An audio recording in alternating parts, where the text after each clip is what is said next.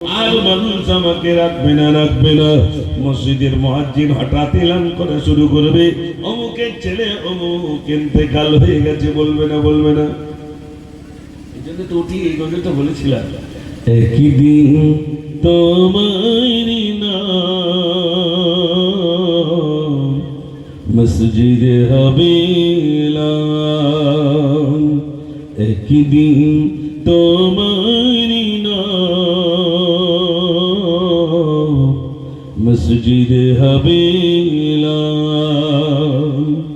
তৈরি থেকো তৈরি রেখো কবরে মাল সামান, একদিন তোমারই নাম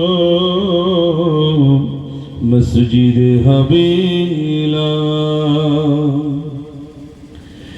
একদিন তোমাকে পরিয়ে কাফন, সঙ্গী সজন করিবে দাফন, হঠাৎ চলে গেল আদরের ধন, প্রিয় মা বাবার পাশে নয়ন। তৈরি থেকো তৈরি রেখো সুন্নতি আমল ইমান, একদিন তোমারই নাম মসজিদে হবে এলান। আমার আপনার নাম মসজিদে এলান হবে। মুয়াজ্জিন বললেন অমুকের ছেলে অমুক চলে গেছে, আর কিছু করার থাকবে না, থাকবে ভাই মরেই গেলাম, আর কিচ্ছু করা, আপনাকে যতই মানুষ ভালোবাসুক আর রাখবে না। কিছুক্ষণ পরে সব এক জায়গায় বসে বাস তার সব আনা হবে, আর আপনাকে গোসল দিয়ে তারপর আপনাকে নিয়ে যাওয়া হবে। যিনি মুমিন হবেন তিনি বলবেন আমাকে তাড়াতাড়ি নিয়ে চলে, এখানে দেখেছো কেন? আল্লাহ পাক আমার জন্য ওই দেখো শুধু জান্নাত আমার জন্য উঁচু মাকাম আল্লাহ রেখে দিয়েছেন, জোরে বলুন সুবহানাল্লাহ।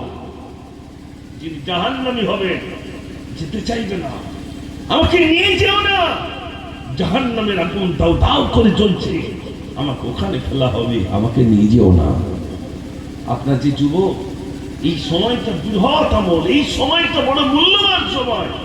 আল্লাহ এই সময়টাই জিজ্ঞাসা করবেন এই যৌবন কালটা কোন সময় কোন কাজে তুমি ব্যয় করেছো, যৌবন কালটা কোন কাজে তুমি ব্যয় করেছো, কার কাছে হিসাব দিতে হবে? কথা বলেন আল্লাহর কাছে। আচ্ছা আপনারা বলেন আল্লাহর কাছে হিসাব দিতে হবে না?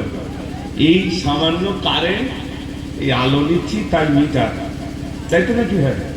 বিলটা ঠিক মাসে মাসে যদি না দেন তার কাটবে না? কাটবে, টাকাটা করবে, কেটে দেবে।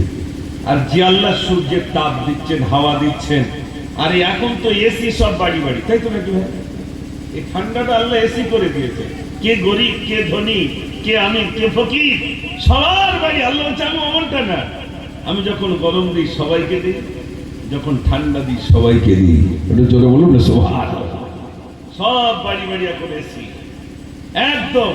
ভাইরা এই সূর্যের তাপ গ্রহণ করছি, অক্সিজেন নিচ্ছি, আল্লাহ আমাকে বাঁচিয়ে রেখেছেন, চোখে দেখছি আল্লাহ কত নিয়ামত।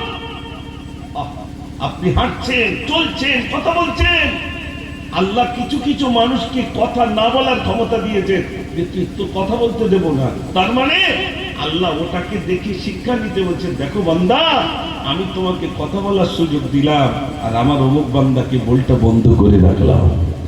বান্দা তোমার কানে শ্রবণ করার ক্ষমতা দিলাম, আমার অনেক বান্দা তাদের শ্রবণ ক্ষমতা আমি দেয়নি, ওদের দেখে তুমি শিক্ষা নাও। আল্লাহ তুমি আমাকে শোনার ক্ষমতা দিয়েছো, তাহলে ওকে তুমি শোনার ক্ষমতা দাওনি, দেখার ক্ষমতা দাওনি, চলার ক্ষমতা দাওনি, তুমি ওকেও বানিয়েছো আমাকেও বানিয়েছো। শুকরিয়া আদায় করে শেষ করতে পারবে না? জোরে বলে শুকরিয়া আদায় করে শেষ করতে পারবো না। সেই আল্লাহ আমাদেরকে জিজ্ঞাসা করবে এত কিছু পাওয়ার পরে তুমি আমাকে ডাকলে না, এত কিছু দেখার পরে তুমি বিশ্বাস করলে না, এত কিছু পাওয়ার পরে আমার কাছে তুমি তওবা করলে না। আল্লাহ বলে বান্দা তুমি একবার তওবা করো, তুমি নিজে খালিস দিয়ে তওবা করো, আমি আল্লাহ তোমার অতীতের ত্রুটি ক্ষমা করে দেব। জোরে বলুন না সুবহানাল্লাহ। যুবক ভাইরা, জীবনে যা গুনাহ করেছি ক্ষমা করে দেবেন কে?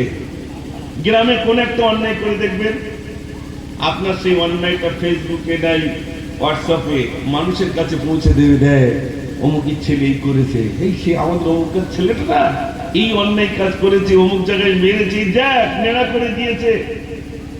আপনার অন্যায়টা সোশ্যাল মিডিয়ায় দিয়ে দেবে। আল্লাহ বলছে আমি ওরকম নয় বান্দা, তুমি অন্যায় যখন করো আমি গোপন রেখে দিই।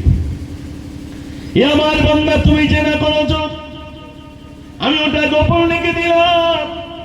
এ আমার বান্দা তুমি সোশ্যাল মিডিয়ায় একে অপরের সঙ্গে বাক্য আলাপ করেছো, নোংরা আলাপ করেছো, এই কথাগুলো আমি আল্লাহ শুনতে পেয়েছি, তা আমি গোপন করে রাখলাম। দুনিয়ার বান্দা রেকর্ডিং করে মানুষকে শুনিয়ে দেয়, ওরে আমার বান্দা ওগুলো আমি গোপন রেখে দিলাম। আমি আমার বান্দা বান্দির দিকে তাকিয়ে থাকি, কখন আমার বান্দা আমার কাছে তওবা করবে, মৃত্যুর আগ পর্যন্ত এই বান্দার দিকে তাকিয়ে থাকি। বান্দা একবার তওবা কর, আমি আল্লাহ তোর অতীতের ত্রুটিগুলো আমি রব্বুল আলামিন ক্ষমা করে দেব। যুবক ভাইরা আমার, ফিরে আসুন, ফিরে আসুন। এই দুনিয়া নয়, এরপরে অনন্তকাল ধরে থাকা লাগবে, অনন্তকাল ধরে থাকা লাগবে। এখানে তো অনেক যুবক এসেছেন, একটুখানি শুনুন। আমাদের দিন ভাইরা, আবার হিন্দুস্তানের জমিনে আমরা আছি, কিন্তু বড় ভয়াবহ দিন আসছে আগামীতে।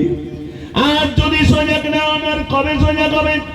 মসজিদ গুলো, মাদ্রাসা গুলো, কবরস্থান গুলো, খানকা গুলো, দরবার গুলো সব দখল করবার বিরাট চক্রান্ত সরকার করছে না। সোশ্যাল মিডিয়ায় দেখছেন ভাইরামা, তারা আওয়াজ তুলেছে আজমির শরীফের নিচেই নাকি আর একটা মন্দির রয়েছে। যত মসজিদ, সব মসজিদের নিচে একটা করে মন্দির আছে। এখন এই পেরেশানে তারা সর্বনাশ হয়ে যাচ্ছে যে সব নিচে একটা করে মন্দির। এটা কি সম্ভব ভাই?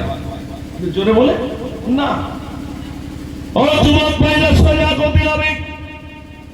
আর নয়, আমাদের আপনাদের সজাগ হতে হবে। আমাদের কবরস্থান গুলো গ্রাস করার চক্রান্ত করছে, আমাদের মাদ্রাসা, আমাদের মসজিদ গুলো, আমাদের খানকা গুলো তারা কেড়ে নেওয়ার চক্রান্ত করছে। মুসলমানকে কি করে হিন্দুস্তান থেকে তাড়ানো যায়? মুসলমানকে কি করে হিন্দুস্তান থেকে তাড়ানো যায়? এনআরসি করে তারা পার পেল, এনআরসি করে সফল হলো না, সিএ করে তারা সফল হলো না। এরপরে তারা চক্রান্ত করলো, ওয়াকফ সম্পদ গুলো লুটে নাও। ওয়াকফ সম্পদ যদি হস্তক্ষেপ করা যায়, তাহলে মুসলমানকে দেশ থেকে দাঁড়ানো সম্ভব হবে। ওয়াকফ সম্পদ ছিনিয়ে নাও। আজও যদি আমরা যুবকরা ঘুমিয়ে থাকি, আর জাগবো কবে ভাই? জাগবো কবে? আপনার যে যুবক, আপনাদের অনেক অবদান। ইসলামের সব থেকে বেশি অবদান যুবকদের। জোরে বলুন না সুবহানাল্লাহ। যুবকদের বেশি অবদান। হযরত তালহা রাদিয়াল্লাহু তাআলা ছিলেন যুবক, যুদ্ধের ময়দানে গেছে, কাফির বেঈমান মুশরিকরা তীর মেরেছে, একটা দুটো তীর নয়, 80টা তীরের আঘাত বুকে পেতে নিয়ে আর দুটো হাত লম্বা করে বলছে, বেঈমানেরা যত তীর মারবি সব তীর আমার বুকে পেতে নেব, একটা তীরের আঘাত আমার নবীর গায়ে আমি লাগতে দেব না। একটু জোরে বলুন না সুবহানাল্লাহ।